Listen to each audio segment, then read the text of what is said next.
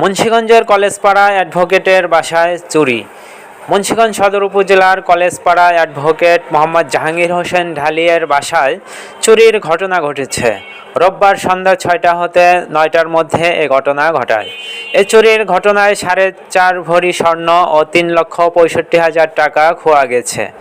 সরেজমিনে গিয়ে দেখা যায়, মুন্সিগঞ্জ সদর উপজেলার খালিস্ট কলেজপাড়া এলাকায় ভাই বোন ভিলার ৫ম তলায় ফ্ল্যাটের একটি রুমে জামা কাপড় এলোমেলোভাবে ছড়িয়ে রয়েছে।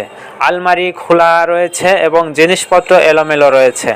ফ্লোরে বিভিন্ন জিনিসপত্র বিচ্ছিন্নভাবে পড়ে রয়েছে। রুমটির উত্তরের দরজা ফাঁকা অবস্থায় দেখা গেছে, আর এ দরজার নিচের অংশ বাঁকা করে প্রবেশ করার ফাঁকা লক্ষ্য করা গেছে।